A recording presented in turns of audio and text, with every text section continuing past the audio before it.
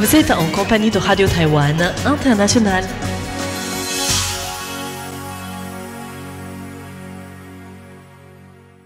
Bonjour à toutes et à tous et bienvenue sur Radio Taïwan International. C'est Sasa qui vous accueille pour vous présenter le programme de ce jeudi 26 juin 2025.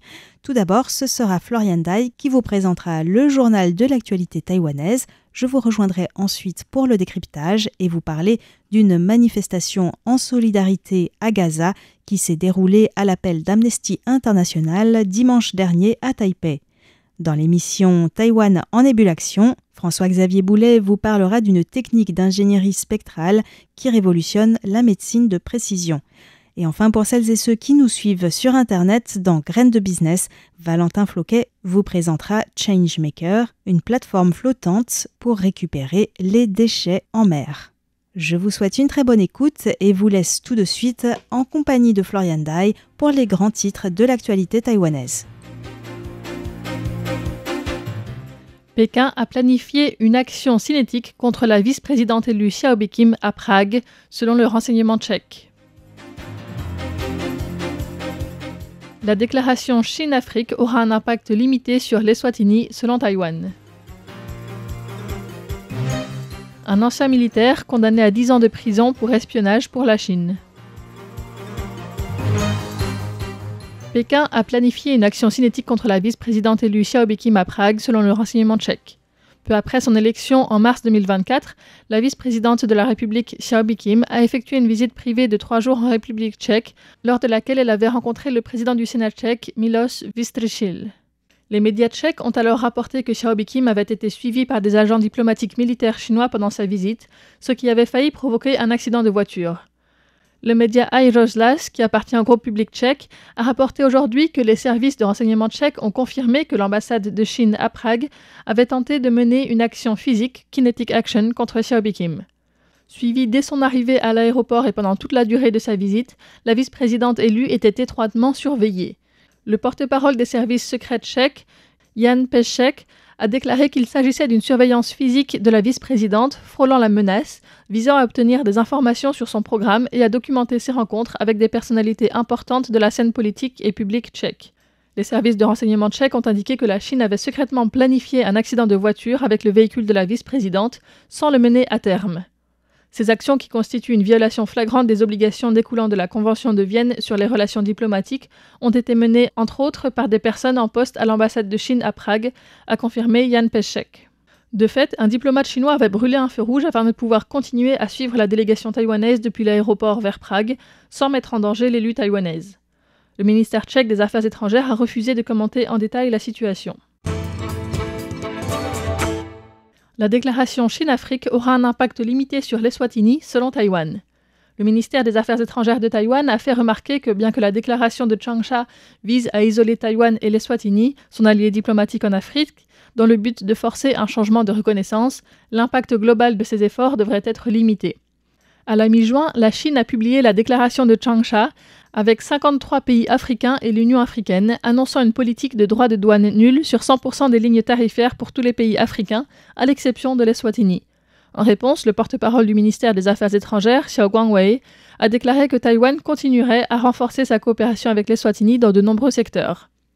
Morgan Chao, ancien directeur du bureau commercial de Taïwan au Nigeria et ancien secrétaire général adjoint du Fonds de coopération de développement international, a déclaré: Nous apportons notre aide à l'Eswatini dans divers domaines. Cette déclaration de Changsha qui mentionne l'Eswatini vise à isoler délibérément non seulement Taïwan, mais aussi ses pays alliés, afin de les contraindre à changer d'allégeance. Cependant, je pense que cela n'aura pas d'effet sur l'Eswatini. Il a souligné que les principaux marchés d'exportation de l'Eswatini sont ses voisins régionaux, tels que l'Afrique du Sud et le Kenya, et non la Chine. Un ancien militaire condamné à 10 ans de prison pour espionnage pour la Chine. Le président du Fukang Alliance Party, Zhu Hongyi, est condamné aujourd'hui en première instance à 10 ans de prison pour violation de la loi sur la sécurité nationale. Zhu Hongyi, le président de ce parti politique pro-Pékin, et 6 autres personnes ont été accusées d'avoir développé une organisation à Taïwan en recrutant des militaires à la retraite et d'avoir photographié des sites de l'Institut américain à Taïwan et des bases militaires pour le compte de la Chine. En plus de Zhu Hongyi condamné à 10 ans de prison, les 6 autres accusés ont également écopé de peines de prison allant de 3 à 8 ans et demi. En 2022, le parquet de Miaoli a enquêté sur Huang Guikun, candidat aux élections municipales soupçonné d'avoir obtenu des fonds chinois pour financer sa campagne. Après avoir remonté la piste jusqu'au Fukang Alliance Party, le parquet a découvert que certains de ses membres étaient soupçonnés d'avoir enfreint la loi sur la sécurité nationale. L'affaire a alors été transférée au parquet de la Haute Cour de Taichung qui a découvert que Zhu Hongyi, retraité de l'armée, avait longtemps fait des affaires en Chine. En 2019, un membre du service de renseignement de l'armée populaire de libération chinoise lui avait promis de lui fournir des fonds. En échange, il a recruté 6 anciens militaires, dont Huang Guikun, pour occuper des postes de cadre. Zhu Hongyi a commencé à planifier le développement de l'organisation qui agirait pour la Chine. En 2023, il a créé le Fukang Alliance Party et a recruté 3 candidats aux élections législatives. La Chine a progressivement versé près de 2 670 000 $ taïwanais, soit environ 78 000 €, via le réseau social WeChat et un transfert de fonds clandestins, mais les candidats n'ont pas été élus. En outre, Zhu Hongyi a également recueilli des noms d'officiers ayant le grade de général de division ou supérieur et fait photographier et cartographier des sites clés, notamment l'American Institute in Taiwan, la station radar d'Alishan, la plage de Jialutang et le camp d'entraînement militaire Baoli dans le comté de Pingdong. Lutte contre la fraude sur Line, plus de 70 000 comptes supprimés. Le Bureau des enquêtes criminelles a annoncé aujourd'hui que la dernière vague de mesures de prévention contre la fraude visera 73 000 comptes douteux Line, c'est-à-dire la messagerie instantanée la plus utilisée de Taïwan, qui seront suspendus d'ici le 7 juillet. Afin de lutter contre la fraude rampante qui sévit dans les groupes de discussion sur la messagerie en ligne, le bureau d'enquête a mis en place en début de l'année 2025 une équipe spéciale qui coopère avec Line pour enquêter sur les comptes frauduleux de l'application. Le directeur du Centre de lutte contre la criminalité de haute technologie, Rufus Lin, a souligné que ces 73 000 comptes frauduleux étaient liés à 45 000 numéros de téléphone à haut risque qui avaient déjà été bloqués pour activités suspectes. Selon Rufus Lin, ces numéros de téléphone ont été signalés en raison de changements rapides et de l'enregistrement de nouveaux comptes sur une courte période, en moyenne 0 à 3 jours. Lorsque le groupe de travail a analysé les numéros de téléphone liés à ces comptes, il a découvert que les utilisateurs avaient obtenu un grand nombre de comptes Line en changeant fréquemment de numéro. Afin d'éviter que cela ne se reproduise, il a déclaré que les règles d'application pour les numéros de télécommunication allaient être renforcées et que le nombre de fois où les utilisateurs pourraient changer de numéro de téléphone au cours d'un mois serait limité. Le gouvernement approuve le projet d'un nouveau cluster de fabrication industrielle de précision intelligente dans le centre de l'île. L'essor de l'intelligence artificielle accélère la transformation numérique de l'industrie manufacturière à Taïwan, en particulier dans la région centrale de Taïwan où se concentrent de nombreuses entreprises de manufacture et métallurgie.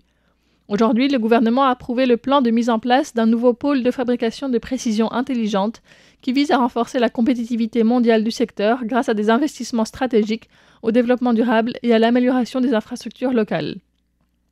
Selon le ministère de l'Économie, ce plan vise à transformer les industries traditionnelles du centre de l'île, telles que les machines de précision, la métallurgie et les composants automobiles, en secteurs intelligents et à faible émission de carbone, tout en encourageant de nouvelles industries stratégiques telles que les drones, l'optique, l'aérospatiale et les semi-conducteurs. À cet égard, la création d'un pôle régional de fabrication de drones, dirigé par l'entreprise aérospatiale publique AIDC, sera inclus dans ce nouveau plan. Ce pôle travaillera également en complémentarité avec le Centre asiatique de recherche et d'innovation sur les drones et les applications de l'IA, situé à Jiayi, dans le centre-sud de Taïwan, qui se concentre sur le développement académique et l'innovation. Le 28 juin, 17 villes du monde protestent contre l'oppression chinoise à travers les arts visuels. Le 1er juillet sera le 104e anniversaire du Parti communiste chinois, mais aussi la date anniversaire de la rétrocession de Hong Kong. Plusieurs organisations civiles lancent le 28 juin une initiative internationale réunissant 17 villes d'Australie, d'Autriche, du Canada, du Japon, d'Allemagne, du Nigeria, de Suisse, de Taïwan, du Royaume-Uni et des États-Unis, qui protesteront à travers des performances silencieuses et des arts visuels contre la tentative de la Chine d'étouffer les voix dissidentes. L'initiative a été lancée par l'artiste hongkongais Casey Wong, qui a invité tous les participants à se coller du ruban adhésif rouge sur la bouche et à brandir des pancartes « Hong Kong, Tibet, Xinjiang, everything is fine » afin de condamner la répression chinoise à l'encontre des dissidents de Hong Kong, du Tibet et du Xinjiang. À Taïwan, des artistes se joindront à l'événement le 28 juin à 11h30 au tunnel Liannong à Taichung et à 18h à l'esplanade de la Liberté à Taipei.